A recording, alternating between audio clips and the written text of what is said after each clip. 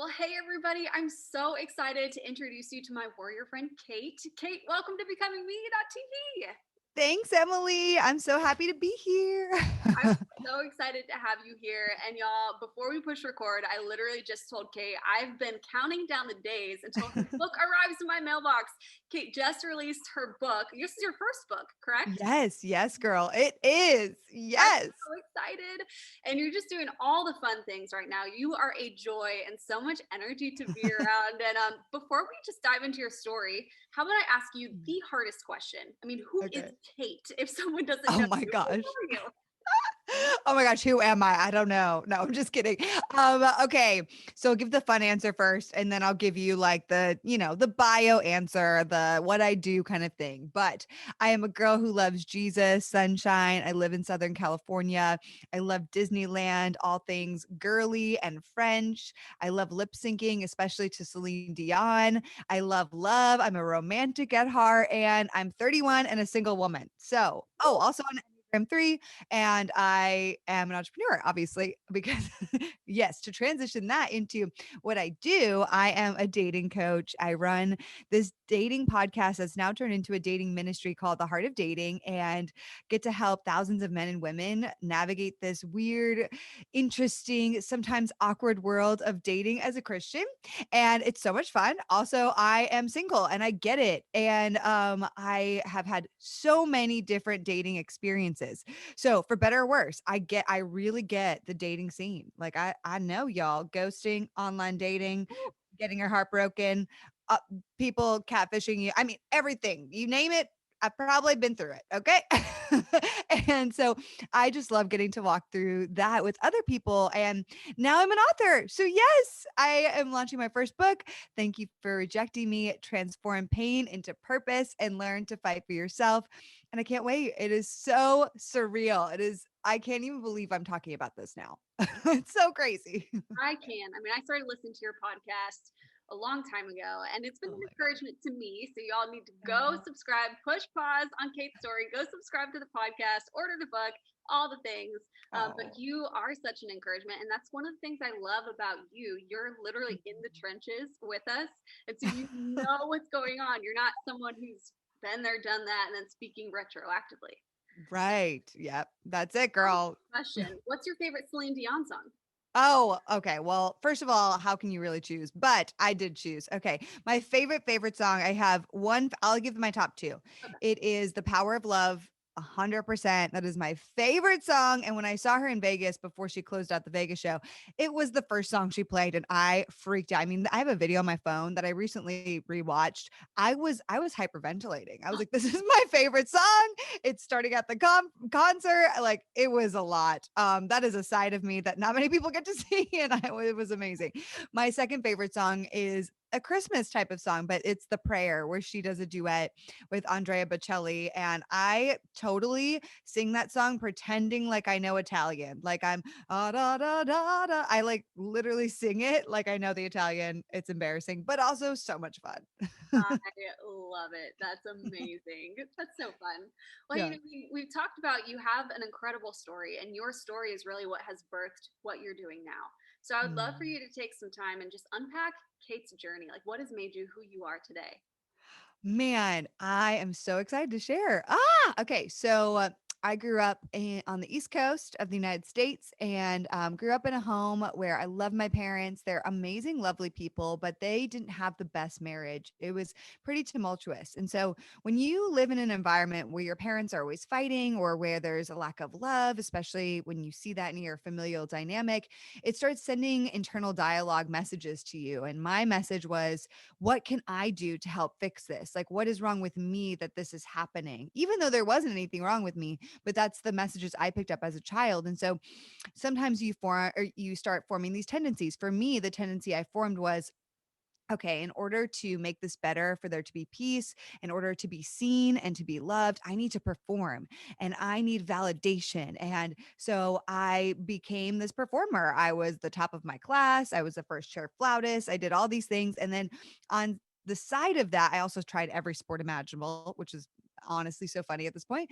But anyway, on the side of that, I also grew a tendency to need and want validation from men. And so I was the quote unquote classic boy crazy kind of girl, like fell in love with guys in 10 when I was 10 years old, like quote unquote love, right? And then moving into high school when I was allowed to date, started dating all the time. When I was 16, I moved to a new school, became the new girl. And that year, my dating life was popping, girl. I had like 16 boyfriends. I was like, and then next, and next, and next. And it was just like flying through them. And I went from that into a 5-year relationship. After that long 5-year relationship, a lot of it was long distance. I dated another guy that ended. And then I dated yet another guy for 2.5 years. And that relationship ended up being, unfortunately, incredibly hard and toxic and abusive in every way. It started emotionally and mentally abusive, and then it became more sexually and physically abusive. And I became stuck in the abuse cycle. Excuse me, I became stuck in the abuse cycle for about 2.5 years. And so I was on this merry-go-round of gaslighting and questioning myself. And I had put so much of my identity into performing and into relationships. And when you're with somebody who's that toxic, especially a narcissist, it is this never ending cycle. You want validation from them. You want to feel loved and to feel seen. That's all I ever wanted. Remember my childhood issues, but he was never going to really give that to me. Or if he did, it was temporary. And it was a tactic of control, manipulation to love bomb me, to give me what I wanted, so that there could be tension building up to another, some sort of attack, whether emotional, physical, sexual. And so this went on for a very long time. And in that process, I lost myself entirely, hated myself, was so insecure, still pretending on the outside, working my amazing fashion career in New York and strutting into the office with my cute outfits and lipstick and pretending that I hadn't been fighting the night before with this abuser until like 4 a.m. And days that I was abused, I came in with makeup caked on everywhere and just was like, plaster that smile on my face. I got it. And after that relationship ended, I found myself in the lowest place in my life. And I didn't even tell people what was really going on in the very end. I had lost so many friends. I had lied to so many people. And it was in that time that I realized, like, I can't do this anymore. I need help. I need to figure out who Kait is, because the hard reality for me was that I had dated for 10 years back to back, pretty much, and never was single. So I had no idea who I was outside of a relationship. I had no idea what God created me to be as a unique woman. And so this was super hard, but I decided, like, I needed to take ownership of this and go on my own healing journey, that the pain that happened to me wasn't fair, but my healing process is my responsibility. And nobody can do that except for me. And so I took time off dating, off of men. I went to spiritual transformation healing and inner healing and therapy, lots of it. And even got rid of friendships that were male friendships, because I just needed to focus on reclaiming who I was outside of performance and outside of men. Um, so bring me to modern day. It's where I was led to eventually start the podcast, because I realized my whole journey had been through fighting to find myself and looking for love in all the wrong places, as one might say, but also realizing that I had all these codependent tendencies and things that, like, I just didn't learn about in the church, to be honest. And when I went on the journey for myself and then wanted to date in a new way, I looked for all these resources to try to help me on the journey in dating new. And there wasn't that many resources. Like, I mean, God bless the pastors out there, but there are not that many books, not that many sermons. And yet singles are now getting married later and later in life. And so this was hard for me. I was like, but I need more. Like, I need help. This is really hard, everyone. And so that's leading to me to here where I am today, and yet still single, still navigating it, still going through heartbreak, still having trauma and triggers and things that come up, but today with a bigger sense of self-awareness and more tools to be able to fight against all those things that do come up while dating. That's amazing. Like, thank you for walking us through your journey. And I love that you just stepped in and said, okay, I'll create the resource that I've been looking for. And it's Yes. kind of like that quote people talk about, like, be the person you needed when you were younger. And you just Yes. are stepping in and you're becoming that resource for Mm, yourself and for other people, which is mm. incredible. You know, tell Thanks, me a little girl. bit about your book, what inspired the book, the journey of writing the book. I mean, I've had the privilege of being on the launch team, so I've watched a lot of the videos, and so I know a lot of this story. I would love Mm. for BecomingMe.tv to hear it. Yeah. So what I realized at first when when it was put on my heart to start a book or write a book, I was like, oh, it's going to be a dating book. It's just going to be like a dating memoir or a dating 101 kind of book. And when I pressed into that, God was super clear to me on one day when I was processing this. And he was like, no, it's going to be about rejection. And what is so funny is that I had kept feeling that rejection was something I was passionate about for years. But it was never something that I was like excited to write about or step into talking about. But when I started doing coaching one-on-one with men and women, I would realize that in our coaching, we would so often have to deal with people's fear of rejection because at the root of it, there was some sort of I don't love myself, AKA I'm rejecting myself. I don't believe I'm interesting enough, pretty enough, worthy enough. And we need to adjust that self rejection. That's a self rejection. Or they had like fears of relationships with the opposite sex because they've had trauma of rejection in their past, whether it's betrayal, whether it's abandonment, whether it is just putting too much of themselves into relationships like I did.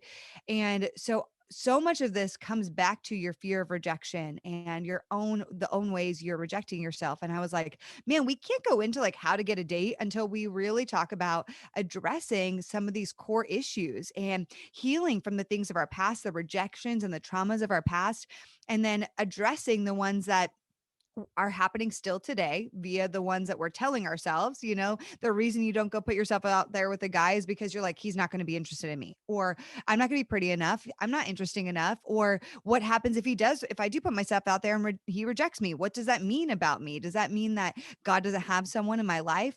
If those are the things we're thinking and believing, end up becoming our truth. And we need to address those because putting yourself out there doesn't have to mean, and getting rejected doesn't have to mean that there's something wrong with you, honestly, at all. And so this book on rejection was a combination of me seeing a need for people to really heal from their own wounding, knowing that rejection, especially external rejection, will always happen, but we just need better tools to fight for ourselves and heal through the things that have happened in our past so that it's not as scary to us when it happens. We can choose to be powerful people knowing that rejection will still happen, but I don't have to be taken down by it anymore. Not that I'm robotic, not that I don't feel sadness or pain or grief, but that it's not going to take me down and send me into a pit believing all the lies I used to believe.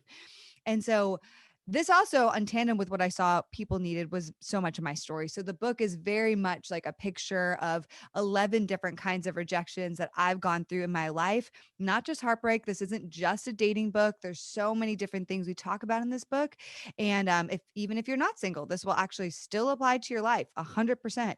It really will. Because think about it. You get rejected by friends, by jobs. You could feel rejected even by your husband and feel like he's not emotionally interested in you anymore. So there's a lot that we can address, and that this book addresses. And so I'm so excited. So that's what it's about, girl. I love it. Thank you so much for sharing that. And I don't have the links for people, but where can they go to buy your book? Yes. Thank you for rejectingme.com, or really anywhere books are sold. Amazon is always a really helpful place to get it because, those reviews on Amazon matter. So if y'all get it and want to write a review, that means a lot. And I'm going to unashamedly say that. Yes. Hey, I'm with you. So, are you a coffee drinker? First, let me start there. Yes, girl, I am. I finished it, or else I would show you. I have lots of other drinks next to me, but yes, I am a coffee drinker. How do you drink your coffee? I have a bougie coffee routine. Okay. Must admit, but it's my favorite part of the day. I put on my ear pods, I listen, or AirPods. I call them ear pods, but they're really AirPods, whatever. I listen to like a devotional every morning. And I do my coffee routine, and it is a 20-minute thing, usually 10, 20 minutes. And I use a Chemex and I grind my own beans. I do the fancy coffee, the fancy water on the stove. And then I circle it around and I create my little Chemex pour over brew. And I love it. I drink it black though. Yes, okay. You sound like my friend Anastasia. That's exactly how she makes it every single day, and it looks so good. So, if you were up in the morning, you make your special coffee, and you invited Mm. someone over to join you, and they have a cup of coffee too. What would you say to encourage them on their own becoming journey? Yeah, wow, that's so good. I love that question. Um, I would just first of all, I think it would be this thing that I've been speaking to myself that I think the book encapsulates as well is that you don't have to be anything more or anything less. You just have to be exactly who you are. And so it's nothing more, nothing less, just as you are. And when I'm going into situations where I fear rejection, or if I'm doing a public speaking thing or whatever it is, I always speak, or on a date, okay? I speak to myself the nothing more, nothing less, just as you are. Because it taps into the two biggest lies we believe, which is I'm either too much or not enough. And so I have to adjust. I either have to be less, I have to be less expressive, I have to be less extroverted, or I'm not enough. So I have to be louder. I have to be more interesting. If I'm introverted, I have to make sure that people know I'm there.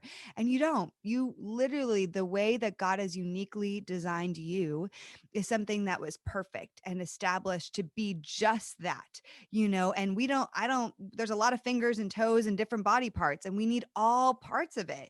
We are this unique, beautiful mosaic. And the more we believe that for ourselves, that the right person is going to be interested in us and love the things that God uniquely created about us.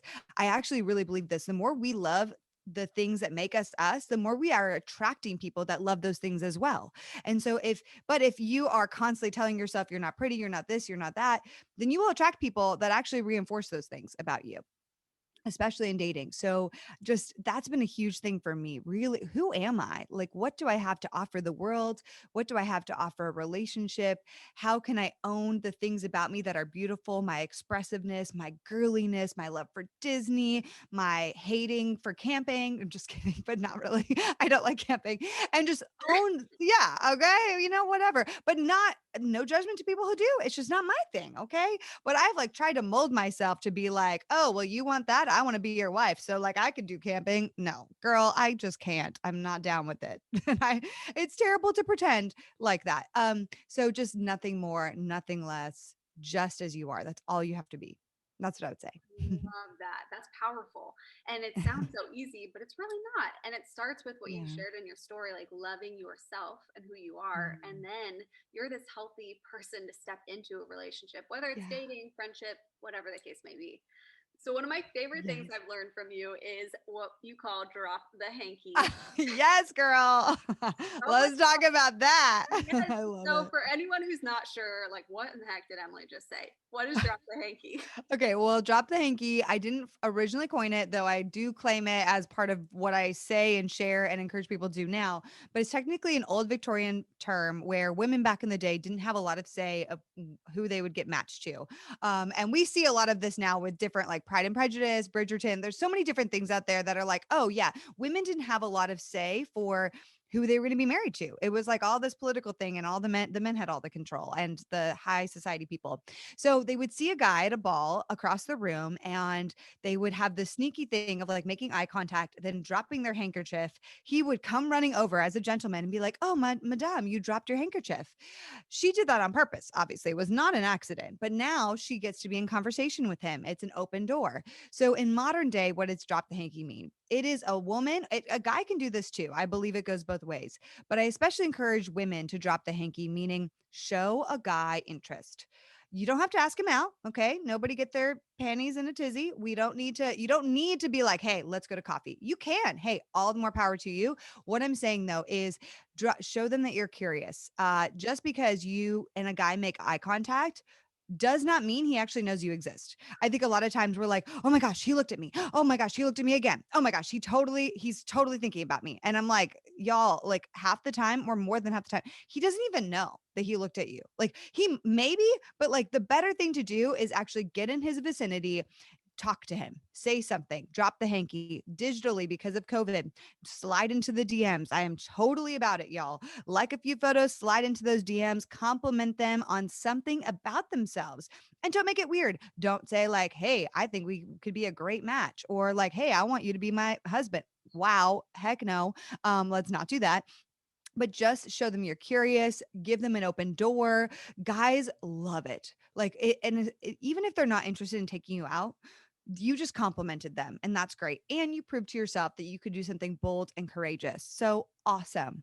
And what do you have to lose? You never know if you don't just try to get, guys are also just as fearful of rejection, if not sometimes more so. I think women are like, well, they shouldn't fear it. They should just man up. I'm like, no, y'all, they are human beings. They are fearful of rejection and they're allowed to be, and that's okay. So throw a guy a bone. He'll be really grateful that you do. Yes. Oh my goodness. I so agree. And I love what you said about the self confidence in dropping the hanky. Like at first, before I dropped my first hanky, oh my gosh, I can't believe I'm doing this. And then it gets easier. You get more confident. And I love your whole concept of your book. Thank you for rejecting me. Because just because someone doesn't message you back or say yes or ask you to coffee doesn't mean that there's anything wrong with you. And I think the more Exactly. that you engage, the more confident you get. So Yes. if someone was watching and they were like, okay, Kait, I saw this really attractive guy on Instagram. Like, I hear you say drop the hanky, and I've never done this before. How would you recommend they go about doing their first Uh, drop the hanky? Okay, great. So first of all, level set your expectations. That's number one. Know that if you're doing this, he may not respond. Right. And check in with yourself. How would that make you feel? Because I think that we put too much expectation on it. We're like, okay, God, I'm going to do this. But then like he has to respond, or like I'm stepping out. So therefore it has to be blessed. Like, no, it doesn't. Like cannot the win be that you just did it? And release the expectation. You practice the muscle. That's what we're trying to do here. We need to just practice the muscle and get out there more. So what you do is level set your expectation. You see a cute guy. Also ask yourself, why am I attracted to this person? Is it just because they're the hot Christian guy? Or do I actually think that they're interesting in some way? I see that with a lot of girls. Like they're all going after the same guys. And I'm like, everyone, let's have a breather. And actually come to Jesus. Like, do you actually like this person? Or do you just think they're the cute Christian guy? Like seriously, ask yourself, why are you into this person? Or why? And is it more than just the physical looks? Like, what is it about them? Okay. So then once you've done that, now you're going to drop the hanky. You're on their profile. I would like a handful of photos, 3, don't serial like, just maybe 2 or 3. Maybe like respond to one of their Insta stories. And then what you do is then you DM them. Okay. And you're like, hey, and pay attention to something on their feed. Maybe they traveled somewhere unique. Maybe they had a great caption being vulnerable. Maybe there's something you guys have in common and you can bring that up. Or maybe you can like joke at him or tease him in some way. Figure out what it is, a point of connection, and share that over DM. Hey, I just wanted to reach out. And my tactic is usually some sort of vulnerability thing because I love when a man is vulnerable. So for me, I'd be like, hey, I saw your profile and I just wanted to step out and say, I loved your vulnerability in this one post. And I know that it's hard to be publicly vulnerable. And especially as a guy, when there's a culture of masculinity that says, guys, that's weak. And so I just wanted to call that out in you and say, I think that's really incredible. And I find you to be really interesting and I'd love to talk to you more. Literally, girl, that is it. I love it. And then they're like, worst case scenario, they're like, oh my gosh, I'm so touched by that. Thank you so much. And, it goes, that's it. They never say, hey, I want to get to know you as well. They're just like, cool, that meant a lot to me. Thank you. Then great. I'm glad it meant a lot to them. Yes. No, I love that. And I just think how you're building confidence into people to just work that muscle is so inspiring. And y'all, if this is interesting to you, there is a whole Drop the Hanky program that you can be a part of as Yes, there well. is, girl. You want to tell people a little bit about that? Yes. So we have this Drop the Hanky program, which I created on a whim in COVID, but now has been so much fun to keep doing. Basically, we have Christian men submit videos to be a part of this, and it's like a personality video.